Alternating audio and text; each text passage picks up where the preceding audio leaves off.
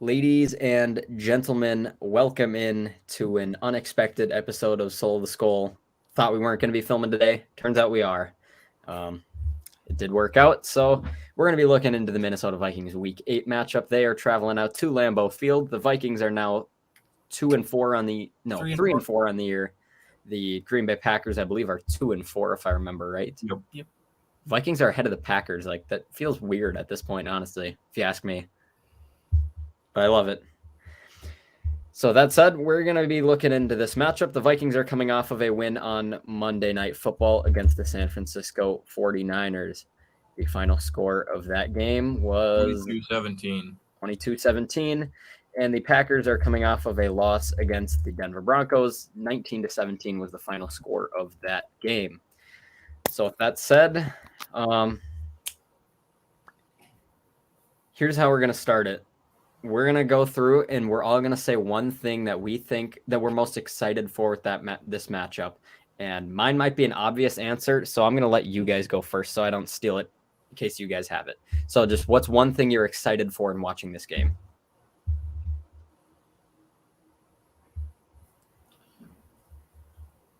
I'm excited to see where Jordan Addison goes.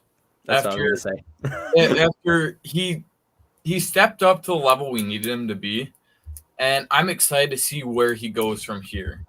Especially when Jefferson gets back, I'm very excited. But I'm excited to see how Addison handles being the wide receiver one.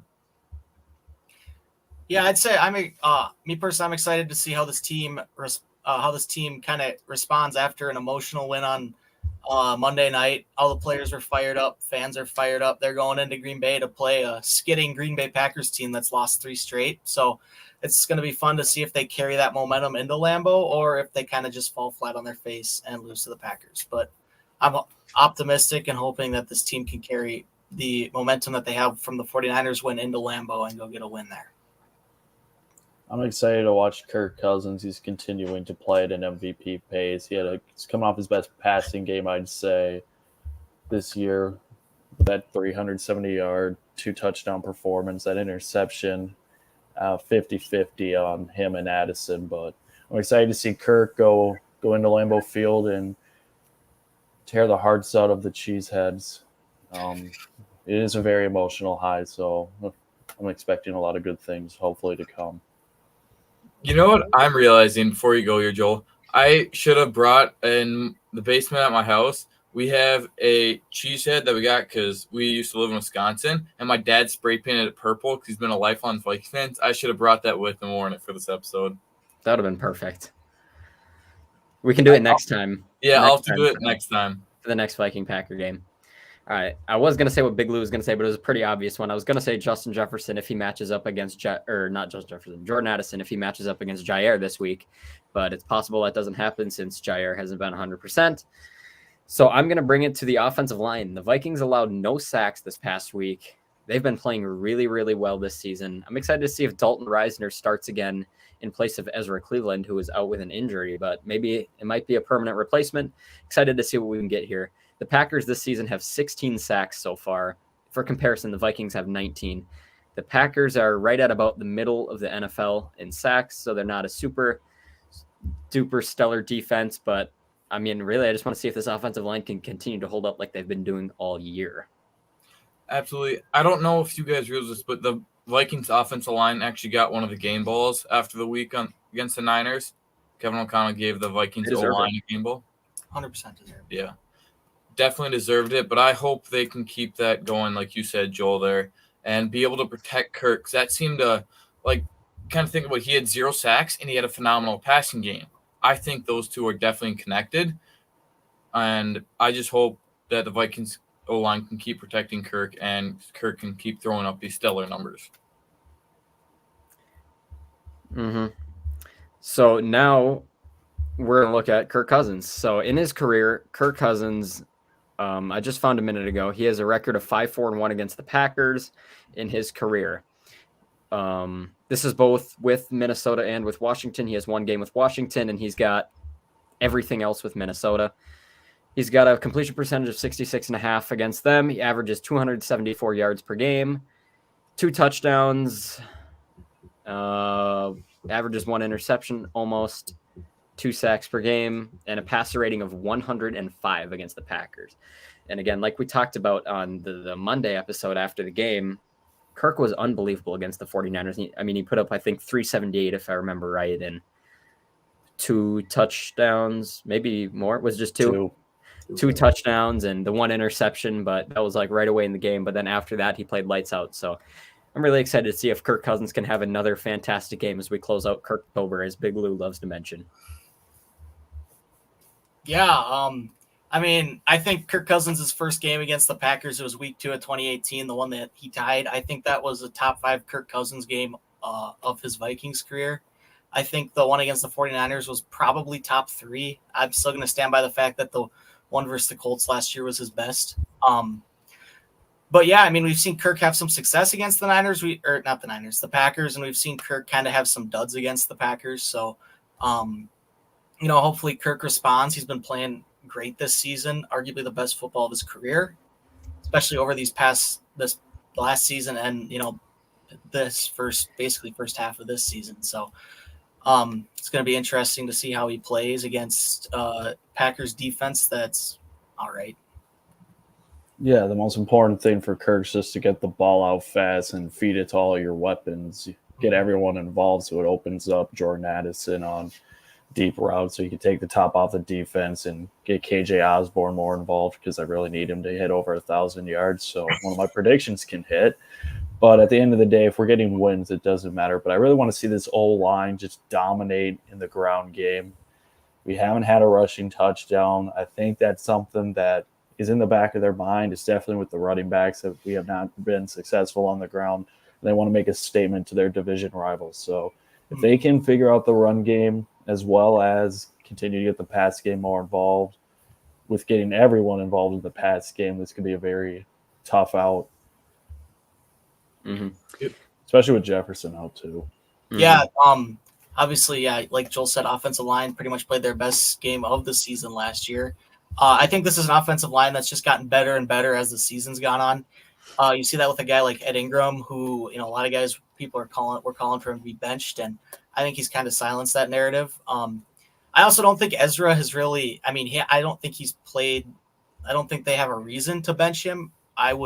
I think maybe you could possibly see a rotation of Ezra, Ed Ingram, and then Dalton Reisner. But the Vikings the O-line is facing Kenny Clark this week, who has seemed to be a thorn in the side of the Vikings in his time with Green Bay. So, hopefully maybe one of those guys fares better against him, because that's going to definitely be a focal point shutting down Kenny Clark, because we've seen him ruin games for the Vikings against the Packers in the past.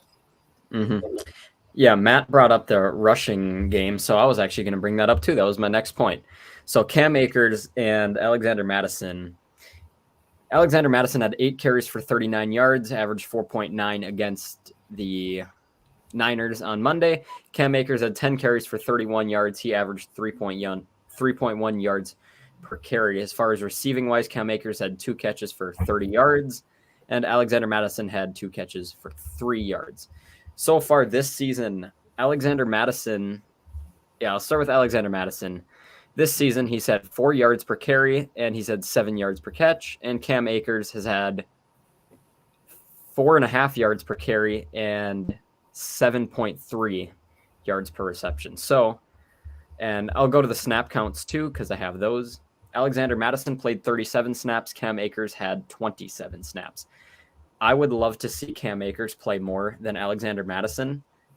I just think that Cam Akers, in my personal opinion, is a bit more explosive. He's a bit more fun to watch, and he's a bit more multi-dimensional than Alexander Mattison. So I'm ready to see them unleash some more Cam Akers this week. Yeah. Kind of going on a tangent here. I just hope that for this week that Hawkinson and all those others that kind of got minor injuries can get those sorted out, so we don't have people dropping like we did last week, or against Monday actually. But I just hope we can get those sorted out so we don't have them dropping, which really could affect our play, especially TJ Hawkinson. Yeah, I don't know how much of an issue that should be this week. The 49ers defense is one of the best in the NFL. They're also one of the most physical. So a game like that is not super surprising. Going off what you said about the running backs, I would like to see Cam Akers more. I'd like to see him kind of used more situationally. Madison's more of a guy where you hand it to him and say, hey, get 3 yards. Whereas Akers is a guy who can kind of make some cuts in traffic and kind of break free. He has that speed to do it. And again, he's a threat in the pass game. We even saw Ty Chandler catching passes a little bit, which after the Akers trade, we haven't really seen much of him. So that was good. So yeah, I definitely agree trying to get Akers more carries and more involved. He should be pretty much fully up to speed with the offense at this point, as he has been here for a month. So yeah. Hopefully more Cam Akers. I agree with that, and I'd love to see more of him as well. I agree. I think we should get more Cam Akers, but I guess no matter who's the running back, you talk about Kenny Clark, how much of a game wrecker he's been against the Vikings. You got to get that ball in the perimeter, stretch plays, toss. And if you want to get involved in the pass play, you got to run those swing routes to get it on the perimeter and just hope Jordan Addison can make a nice little whiff block and it just gets in the way of somebody. But blocking on the perimeter is going to be so important because we're going to have trouble running it up the middle. And the best way you can get guys, you see Cam Akers explode in the open field is by just getting him to the outside. Which I think is one thing the Vikings have kind of struggled with this year is getting that outside run game going. Because it seems like they always have like one missed block and it gets blown up for a loss of 2-3 yards. And if they do get it, it's a good play. But I see more than often that those plays end up getting blown up for a loss. So we'll take a look at a couple different things here. So passing offense-wise, the Vikings have the second most yards passing. They have 2,057 yards, only trailing the Dolphins. The Vikings rushing, I believe, was the second worst. I believe we hashed out on Monday. And as far as the Packers are, the Packers have the 6th fewest passing yards at just 1,277. And as far as rushing wise, I got that right here as well. The Packers rushing yardage defense, rushing yardage offense, is 7th, the 7th worst in the NFL. So neither team has a good run game. Probably going to be more of a passing game overall, but we'll just have to see here how the Vikings offense fares against this Packers defense. And this Packers defense has allowed the 3rd fewest passing yards out of all NFL teams this year. The only teams that have allowed less are the Browns and Cowboys. The Packers have allowed just 1,166 passing yards. But also a lot of that will be contingent on whether Jair Alexander plays. So with that said, I'll take... Oh, sorry, you go ahead. All right. One thing that I'm also excited to see is, this can be Jordan Love's first start against the Vikings. Brian Flores has been known to bring pressure on. I think the Vikings are blitzing on over 50% of plays. So, they don't have a guy like Aaron Rodgers who can who has as much experience and kind of see the field and pick defenses apart. So hopefully Flores gets after him a little more and hopefully gets to Love and gets some more sacks. I'd love to see that. We saw the pressure work. Oh, were you still talking? No. Oh, I was going to say we saw the pressure worked really well against Brock Purdy, another young quarterback.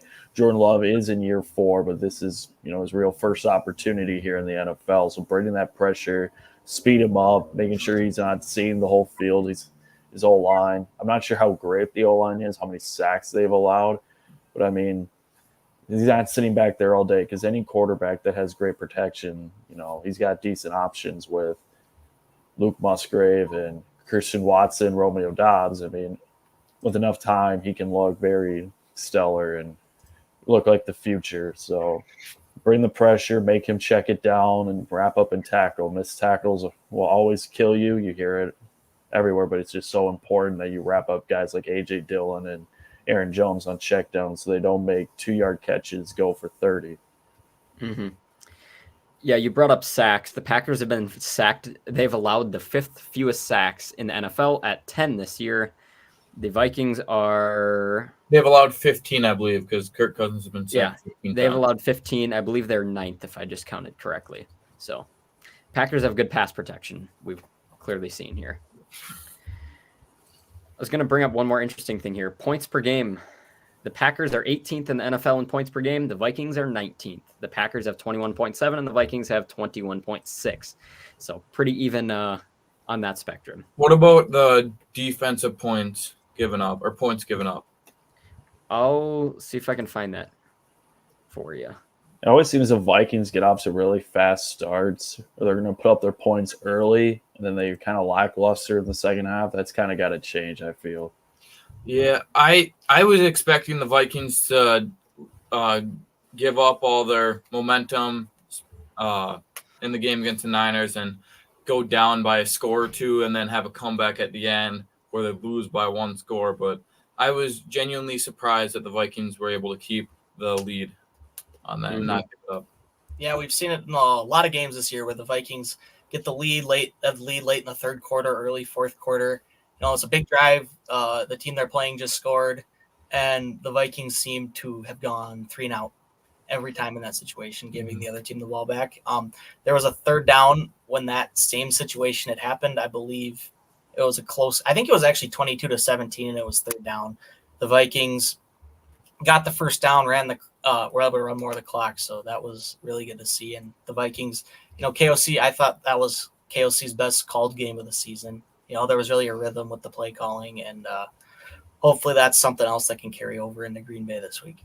You look at just one quick, little negative. You had 2 drives where you had first and goal at the 1, and you settled for 3. You're leaving too many points out on the field.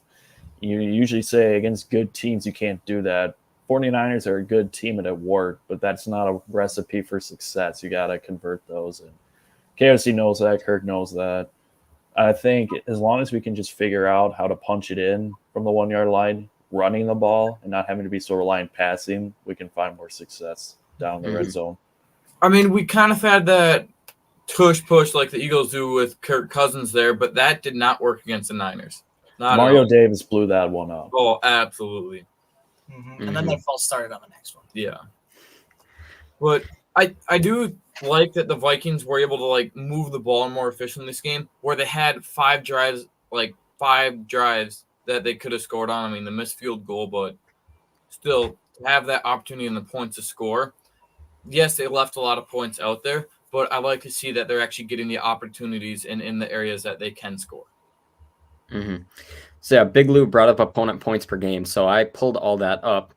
The Minnesota Vikings are 20th in points allowed per game with 21.7. The Packers are 21st at 22 points allowed per game. Very even. Sorry, what? I was just going to say that's very even. Very even. But for comparison, like I just said, the Vikings are 20th, I believe. Last year, the Vikings were 30th in points allowed per game. So significant improvements have been made in that way for sure. As far as yardage-wise, I don't have that, but I can try to find that for you too. But yeah, I mean, Brian Flores has done a good job. He's mixed it up a lot with the different defensive looks he gives and the blitzes he gives, and it's really fun to watch the guys fly around. Unlike what they did last year, where it was a lot more sit back and whatever happens is what happens. Yeah. So I like the go big or go home mentality that they've built here. Flores has always been a big blitzing guy. I love watching Flores' defenses, even going back to Miami. I mean, I was watching Pat McAfee show yesterday, and they had Harrison Smith on, and Harrison's been in the league obviously since 2012, so he's been in the league for 12 years about, and he said that Flores is bringing up stuff and they're running stuff that he's never even heard of. So, and it shows in the film. I mean, Flores is doing some crazy things, and I love seeing it. It's I would rather blitz 8 guys and get burnt deep in a one-on-one matchup than, slowly have a team dink and dunk down the field on a Ed Donatel type defense and, just kind of take your soul away on defense. So that's been definitely refreshing. I do like how his defense keeps you on your edge of your seat too. It's like, are they going to rush? Are they going to not? And then you kind of get some deep balls, but then you got the pressure in there, and it's just all over the place, which is extremely exciting to watch. Kind of like watching Mike Zimmer's third down defense every single play. So it's been fun. So yeah, I pulled up opposing yardage. So yardage defense. Where do you guys think the Vikings rank if you had to guess? I'd say middle of the pack or lower. Yeah. I'd say probably about 17 or 18. All right. Well, Big Lou was close. The Vikings are 15th in opponents' yards given up with 330.3 yards per game. Where do you guys think the Packers are? I'd say the I'd say roughly the same guess. I'd Middle say pack. they're maybe like low top 10, like 8 to 10, something like that. Yeah, because didn't you say they were ranked relatively high with the passing and low with the rushing? So I'd say probably around 280 yards per game, which would probably be about 10th, 9th, right around there. If it was 280 yards per game, that would put them third, actually. Oh, would But it? if not, Oh, geez. That'd be it's okay, Big Lou. So I said was guessing. I know the Vikings. I said the Vikings were 15th. Well, the Packers are 16th. So yet again, they are back to back, right equal with each other. For reference, last year the Vikings were 31st with 391 yards per game given up. That was bad. The Lions were worst. They had 392.4. This year, the worst is Denver, and they have 424.7 yards per game given up. That is awful. Yeah. But in just a couple weeks, the Vikings get to play that Denver defense. And Justin Jefferson could be back for that one. But we'll see. That would be a field day for them. That'd be a fun Addison and Jefferson. The Pat Broncos are a whole different story. I mean, that team just continues to be an absolute train wreck. So Maybe we'll see another 70 burger. Well, let's wait until the Vikings get to that week before we make such bold predictions. Good point. This could easily fall flat very fast. Yeah. We've seen it happen. Great point. All right. Anyone else got anything really to share No, about the game? I'd say we can move on to predictions. Perfect. So with that said, that is exactly what we're going to do then. We are going to... Boom, there we go. These are our predictions. We'll start here, then we'll head over to the game picks in a minute. So we're just going to go through them. If you want to see what came off the board, we talked about that on Monday's episode. Go check that one out. And then I already took them off the spreadsheet again. So I think, again, should we go in a rotation or should we just do all three at once? All three at once. All three at once? All right. Well, all three of mine, I'll start with mine.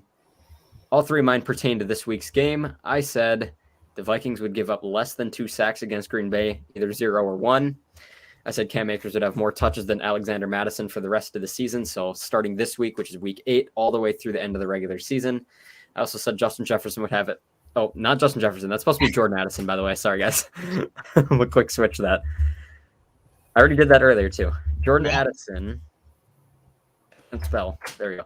Jordan Addison will have at least 50 yards and a touchdown against Green Bay. 50 is actually light. We're going to go 75. It was because if he's against Jair. But there you go. Those are my 3 right there. Sam Z, as you can see, he's not on today's episode, so he didn't make any predictions, but that's okay. Big Lou, you want to go next? Yeah, I can go next. Are you going to do it yourself? Take no, because I don't have it pulled up. Oh, yeah, you're right. I got it. All right. I said Cam Akers will have more rushing yards than Alexander Mattison week 8. I know he had more total yards last week, is what you're saying, Joel, but he had like 30 yards receiving. And then I think the Vikings will have +3 turnovers against the Packers between the both games they play this season. So like turnover margin, you're saying? Yep. They will have 3 more turnovers than, yeah. And then Addison will have 150 yards against the Packers week 8 here. Perfect. All right, I'll go next. I honestly forgot you can do it yourself. I honestly forgot what I put. I did too, because I just thought of them like right before we started. I'm kind of worried.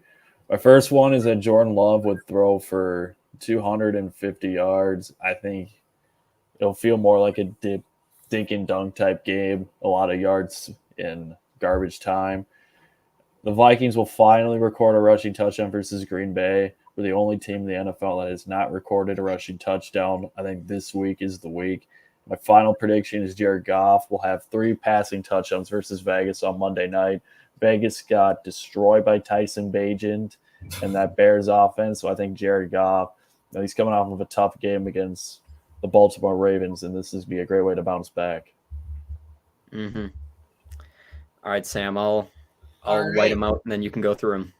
Okay, so my first one is that the 49ers will represent the NFC in the Super Bowl. I believe when healthy, this is the best team in the NFC. I think they're better than the Eagles, and I think there's a chance they're the best team in the NFL. But, the Vikings outplayed the 49ers on Monday, but that doesn't – and the 49ers have lost 2 in a row, but that doesn't change anything. I think it's the most complete team in the NFL when they have likes of Trent Williams and Deebo Samuel.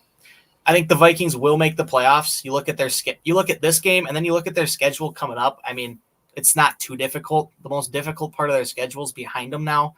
The two games that really the two most difficult games are going to be the ones against Detroit, but I think all the rest of them are pretty easily winnable.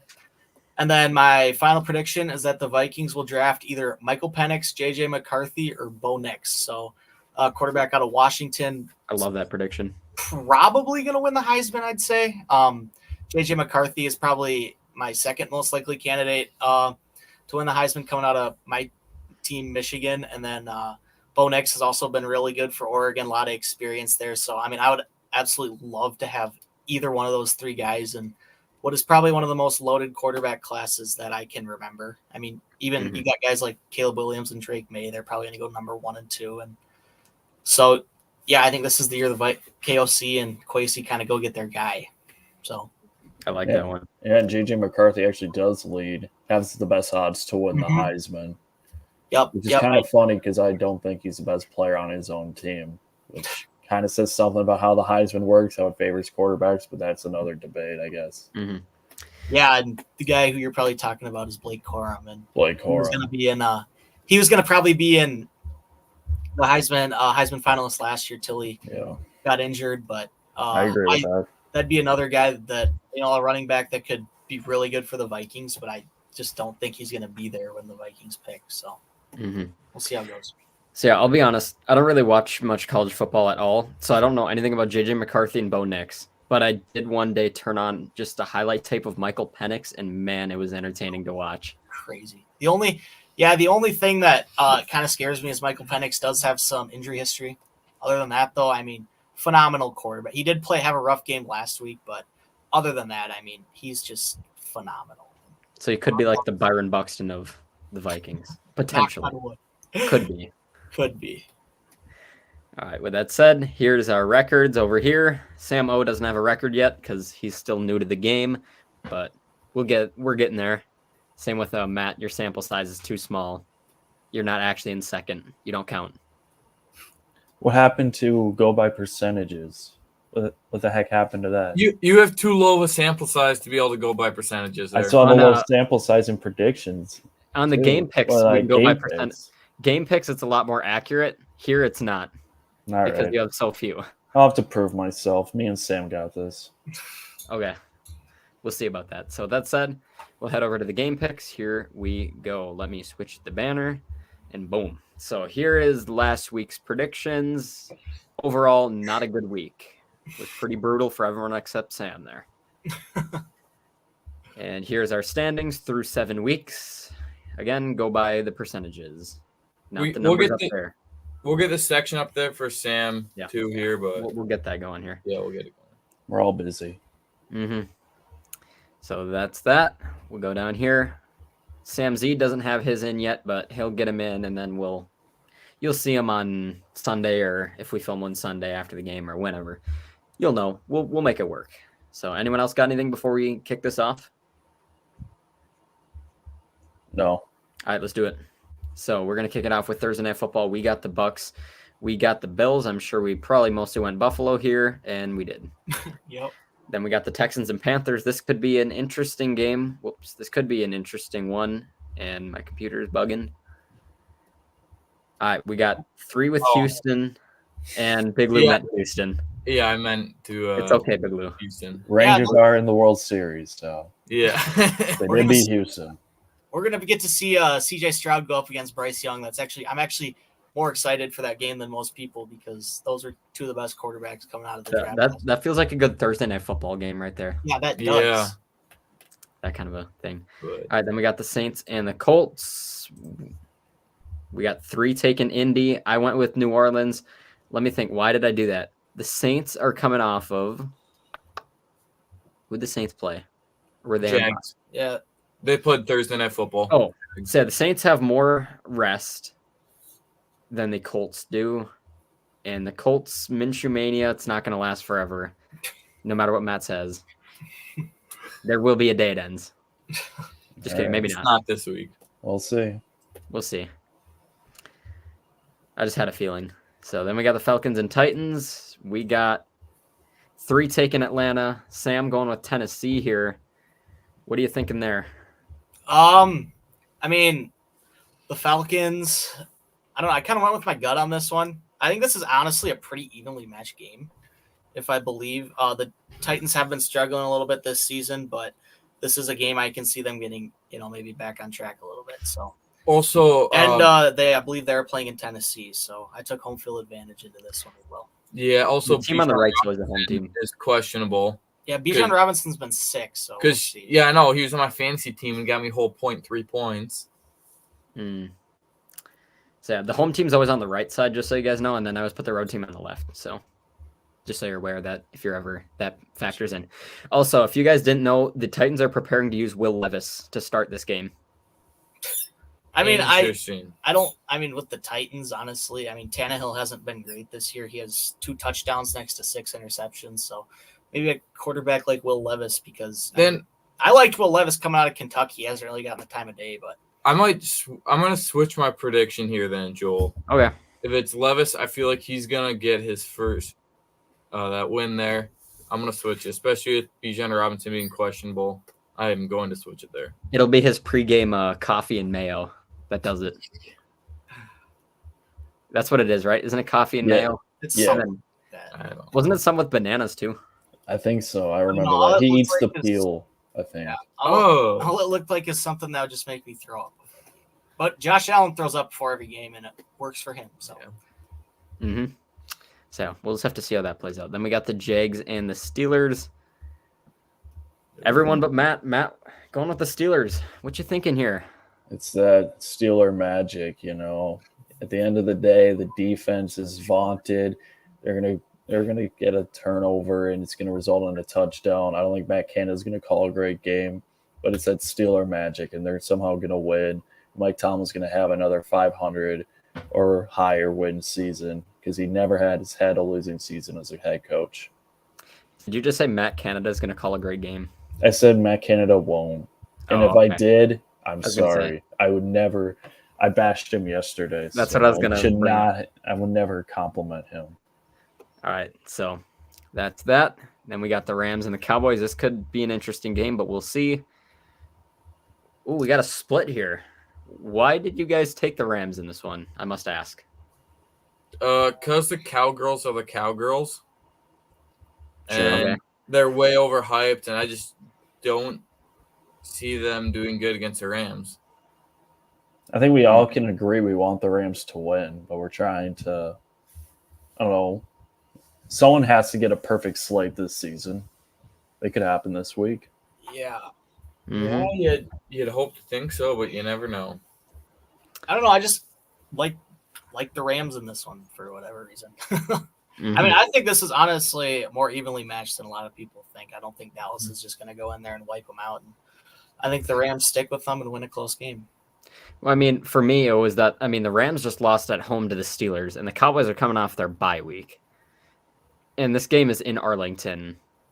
I just think Dallas is overall a better team, but I understand where you can debate it. But now that Cooper Kupp's back, too, that does bring an interesting factor into it.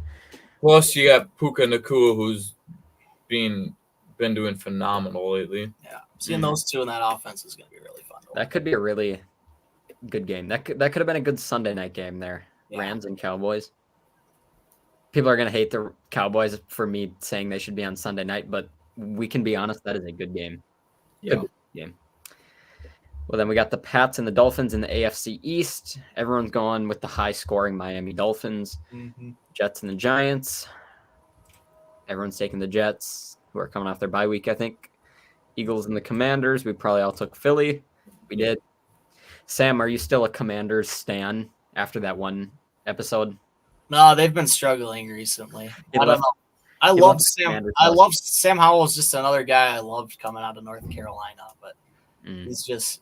I mean, they've been struggling after that 2-0 start and getting killed by Buffalo. That was easily my worst pick that I've had so far on the show. So Well, I'll that's admit okay. it. We've all had bad ones. Yes, Very bad ones. Like, no, I'm not going to bring it up. Yeah, you can go ahead and bring it up. Justin Fields, Madden cover. That Yeah. one and Big Lou saying Justin Jefferson will be traded before the end of the 2024 draft. Big Lou, it's not happening. Probably not, but might as well throw it out there for some fun. We'll leave that one up there because you never know, but definitely not. And Big Lou saying the Vikings will lose in the NFC Championship. That was an interesting one too, but whatever. Can't count it out yet. That was like right away when he thought the Vikings were going to do really good. I don't know if I ever thought the Vikings would do really good. I'll just throw that out there. But you can disagree with me. Hey, Debbie Downer. I am. I know I am. I'm aware.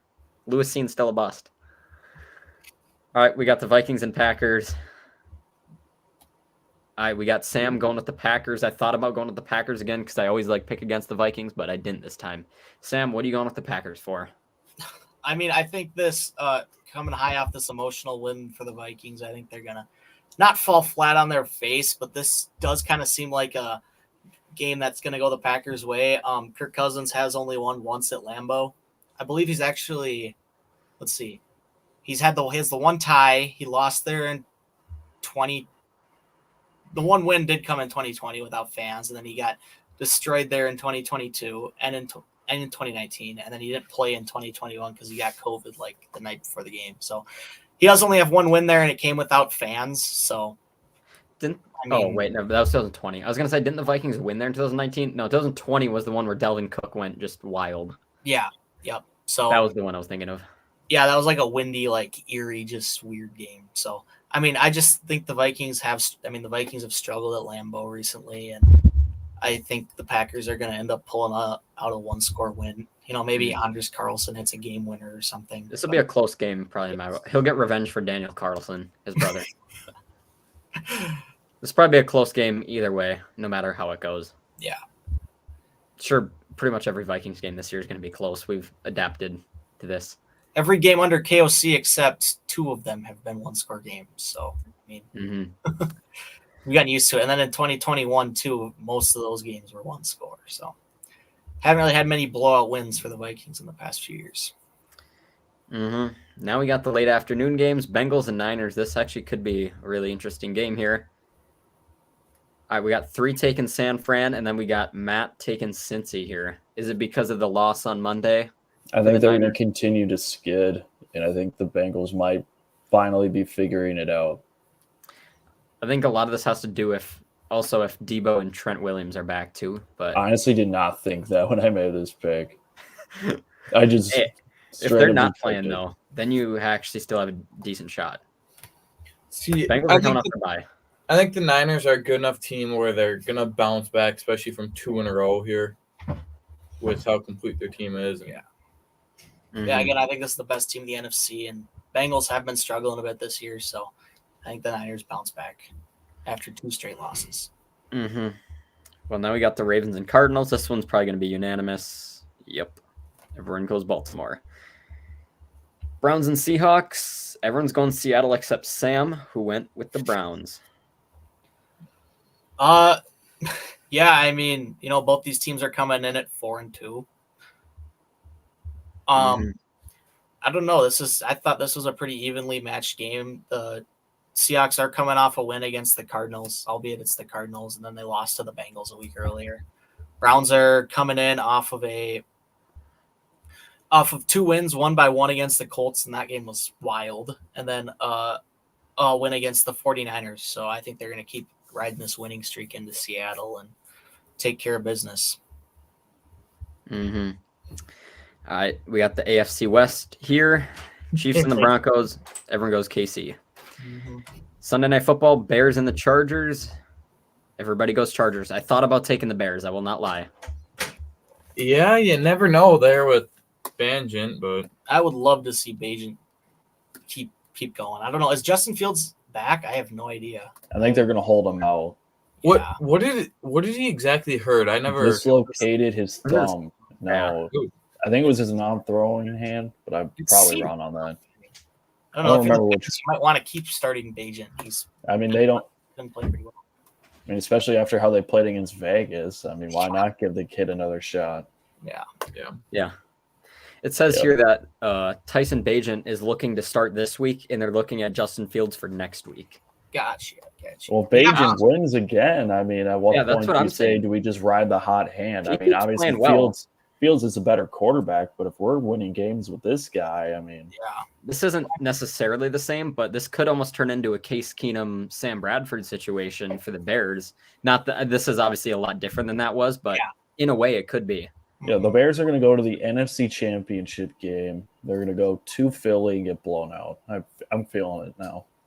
What are they just gonna like rotate drives with Bajan and Fields? I think a 2 QB system has never worked in the NFL. I can't remember the last time that worked. I think once Fields is fully healthy, they're gonna go back with him. But Bajan's got a fun story. He won the D2 Heisman last year, which I can't remember the name of the trophy, but so he definitely has some accolades. I mean, I didn't even know that until right now. Yeah, it's a man who's done research. But but if I was Matt Eberflus, I would keep playing Tyson Bagent until he falls off. Yeah, I agree with that. I don't think. I know. I think it's probably not what's going to happen, but it's what I'd do. I mean, you're not going to make the playoffs anyway. I'd love just see what he's got. That's what I'd do. But don't rush Fields back. Yeah, if you don't have anything to lose right now. So hold up. Here's something. Sam Darnold is in the line to start Sunday for the 49ers versus the Bengals with Brock Purdy in concussion protocol. I'm changing my pick. I'm going. You know what? Anybody else? Hearing that, I actually want to change my pick to San Francisco. You actually want me to? Yes. Switching to Cincy. Anybody else? Nope, I'm sticking with San Francisco. I'll stick with Niners there. I think the 49ers are a good enough team, and Sam Darnold is probably one of the best backups in the league, I think. Oh, I just got the CBS notification right now about it. Matt, you sticking with Cincy or you want me to switch it? Yeah, stay with Cincy. All right. We can be brothers for this. Oh, I just got the notification too, guys. I should let you all know that. Really? I did not realize that. I actually didn't get a notification. I just wanted to be cool. Oh. Do you guys know that Brock Purdy's in concussion protocol? Really? Didn't think you knew that till now. Just kidding. All right, we'll move on. We'll keep going. Monday Night Football, we got the Raiders and Lions. I'm sure we're all unanimous, but who knows? And we all went with Detroit because we're on the Detroit bandwagon here. And that's that. Again, Sam Z hasn't put his in yet, but he will get them in, and then you'll see them for our next episode. Here's our percentages again. Sam Z is in the lead, and then everyone else is pretty much clumped together. And then we'll have a Sam O category for next week. So, anyone else got any last thoughts here before we close it out on football, Vikings, life, anything random? This is the time we do it. How do you feel about the whole Michigan sign stealing scandal that's going on? I just saw the Michigan shirt, so I'm curious. So, I could talk for an hour about this. I'm just gonna say I think. I want to let the NCAA run its investigation, but I mean, sign stealing isn't illegal in college football. What Michigan is being investigated for is using some sort of technology. Supposedly, their scout that did it recorded the other team's sideline, which technically is illegal to do in-person scouting like that. But I mean, I don't think much is going to come of this, and I just think it's kind of like the NCAA trying to get at Michigan again. So, how much of it do you think is trying to get Jim Harbaugh out of Michigan? I think that's a lot of it. I think the NCAA just has some weird grudge against Jim Harbaugh. And honestly, I can't wait till the NCAA goes out of business and, there's a new governing body that just kind of focuses on college football, because I think that's what college football really needs at this point. Because we've seen this isn't the only thing where we've seen like a lot of, we've seen like the NCAA just kind of step in and just like randomly throw allegations at people. And, the NCAA hasn't even sent Michigan a formal notice of allegations for this. So, I think another thing, just like I think the coaches just need to implement a microphone in the quarterback's ear so stuff like this doesn't happen and they don't have to use their ridiculous signs, because that's what the quarterbacks are going to do in the NFL. And I mean, that's all I'm going to say on it for now. Okay, I got something about that. There's this one college team that's doing this. It's technology in the helmet where it's a little screen right in front of the eye that tells them to play. I don't remember what college it's out of, but yeah, it's crazy. It's like technology. It just like reads the play right up on the screen, so you don't get sign stealing. It just goes right into there. Everybody knows it, and yeah. Is it bad if I say that takes some of the football out of football? Absolutely, I agree with that. That's true. I believe it was because a lot of the players at that school are deaf. Yes. Oh, So okay. that's why That's fair then. Yes. Okay, that's fair then. I get that, yes, but I don't think that should be regularly used. Yeah, I'm with Big Lou there. Yeah. Anyway, I mean, I could talk about this for hours and how it's dumb and all that. So I don't know much about the scandal. I haven't read that really into it at all. Is it fair to equate it a little bit to like the New England Patriots Bill Belichick Spygate? Is it kind of similar to something like that or not? Is that different? So Bill was like, I don't remember even what happened with Spike. Wasn't he like he put cameras? There was like cameras at the other team's practices or something like that. Yeah. So that's not what they were doing. It sounds like this scout bought tickets and filmed it. Now, honestly, I don't think this really even gives Michigan an advantage because sign stealing is not illegal, like I've said, and sign stealing, and every coaches, Deion Sanders, Matt Rule have commented on this, and they said sign stealing happens all the time. Like it's not illegal because teams do it, and it's an expectation in college football that you change your signs. So, I honestly don't think much as I think Michigan might get a little fine or something, but I don't see them having to like vacate wins or anything like that. And this is the best Michigan team we've seen in a long time, pretty much in my lifetime. So hopefully, and it's not going to affect them this year. So does Harbaugh have anything to do with it or not really?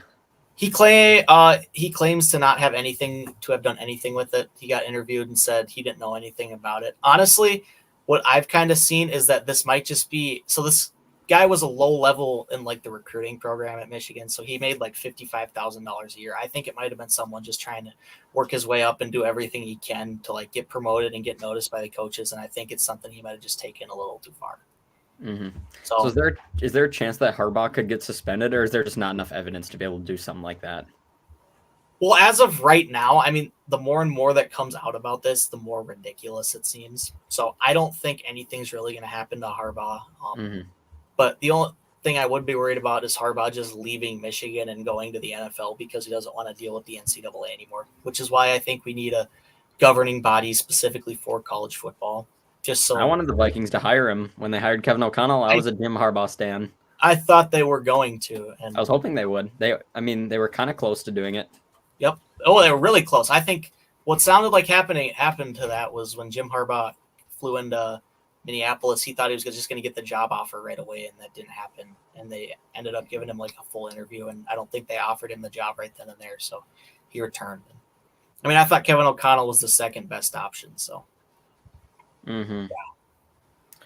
So is the NCAA just basically for all college sports? Yes. Like yes, but it's not. I mean, they've been a mess ever since NIL came out, and I've done research projects on the NCAA and all that stuff, and it's just they've had some ridiculous rulings on suspending players, not suspending players, and I think there's going to come a day relatively soon where the NCAA goes out of business and.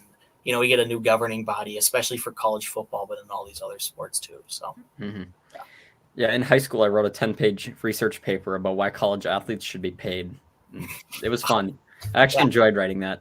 Mm-hmm. But I believe the current commissioner or whatever they call it, whoever the head of the NCAA is, pretty much said that as long as they're governing the NCAA, it's not happening. So, yeah. And that's separate than NIL. I want to make that clear. What I was writing about is not quite the same. Mm-hmm. Yeah, that's because NIL is only for some athletes, and I was talking about pretty much all athletes should be for the work they put in and whatnot. But yeah, that's whatever. Anyone else got anything to share? Maybe if there's more evidence, we can talk about it again next week. Oh, I'd love to. Yeah. All right, perfect.